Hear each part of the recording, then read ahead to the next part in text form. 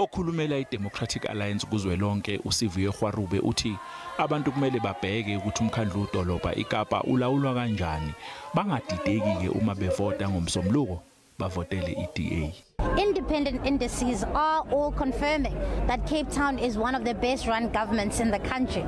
However, we are not simply stopping there. We want to do more because, of course, there is room to improve. Of course, there is room for us to be able to say, where can we improve the lived experiences of the people of Cape Town? So that is really the message that we've been saying that's in our manifesto, that this is obviously a record of delivery, but a promise of more, because we can't stop until every single citizen in the city of Cape Town really is feeling the DA difference.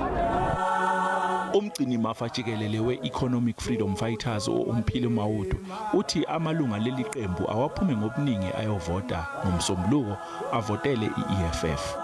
It is within our hands. Let's go and get it on the 1st of November 2021. Let's bring in economic freedom that we've been waiting for all our lives to arrive, to be attained on the 1st of November.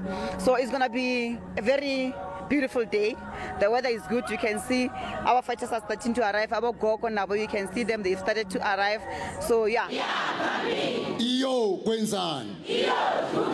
Iqembu Inkatha Freedom Party lona liselimpopo. On behalf of Prince Mangosuthu Buthelezi, who has been working very close with the royal family of Bapedi, have sent a message through the president, who is also on the road coming here to deliver the message, both the message from the prince as well as the presentation about the presence of the IFP in the area. Bayizigidi ezicele 30 abantu ababhalisele ukuvota kulelizwe, kanti lesi isibalo esiphansi kakhulu umqhathanisa nezinye izinketho ezedlule.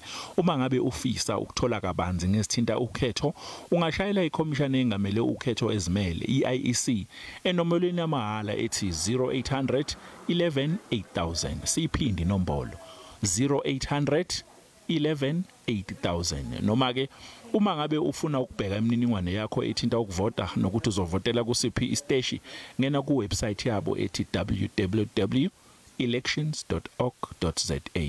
Ngingu Calvin Dludla wezindaba ze SABC, ngibika ngaseGoli.